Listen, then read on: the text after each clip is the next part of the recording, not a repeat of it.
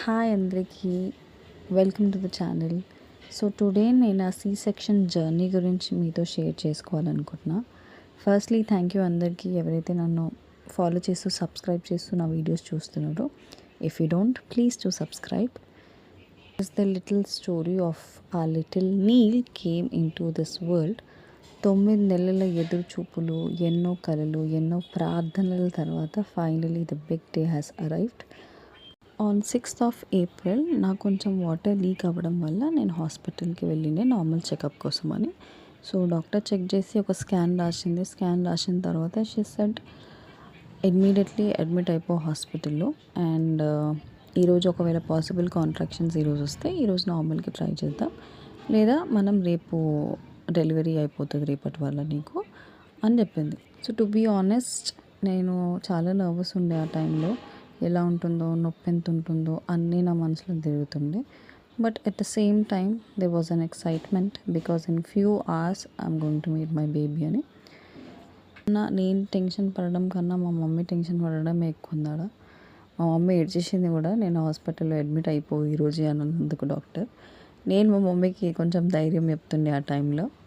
So 7th of April morning 5 o'clock నుంచి నా contractions వచ్చిండే. టిల్ డాక్టర్ వచ్చేసరికి షీ సెడ్ చెక్ చేసిన తర్వాత నార్మల్కి కష్టం, ఎందుకంటే వాటర్ చాలా లీక్ అయిపోయినాయి. We have to go for section. మా హస్బెండ్ అండ్ పేరెంట్స్, మా అత్తమ్మ వాళ్ళతో డాక్టర్ ప్రొసీజర్ ఎక్స్ప్లెయిన్ చేస్తుండే. ఆపరేషన్ థియేటర్కి తీసుకెళ్తున్నప్పుడైతే మా హస్బెండ్ నాతో ఉరుక్కుంటూ వచ్చింది అనమాట థియేటర్ వరకు. అది నా కళలో ఉండిపోయింది. అట్లా మూమెంట్ అయితే నాకు చాలా స్పెషల్ అనిపించింది. నేను మర్చిపోలేను ఆ మూమెంట్ని అయితే. థియేటర్కి తీసుకెళ్తున్నప్పుడు నా మనసులో ఒకటి ఉండే, అంతా మంచిగా జరగాలి అని చెప్పేసి. సో దెన్ ఫ్యూ సెకండ్స్లోనే I heard the sweetest sound of my life, the baby's first cry. అది డిస్క్రైబ్ చేయడం చాలా కష్టం. అన్ని నొప్పులు, భయాలు ఒక్కటే క్షణంలో ఇట్లా మాయమైపోయినాయి. బేబీ బాయ్ అనగానే నా కళ్ళలో ఇట్లా నీళ్ళు తిరిగినాయి అన్నమాట. బేబీ బాయ్కి అంత ఎక్సైట్మెంట్ ఎందుకు అంటే నేను నెక్స్ట్ వీడియోలో చెప్తాను.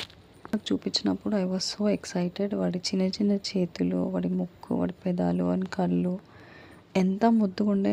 అసలు నాకు అనిపించింది వీడిని నేను 9 months నా కడుపులో మోషన్ అన్నట్టు అనిపించింది. He was such a cute boy. అసలుకి వచ్చిండే మమ్మల్ని చూడడానికి.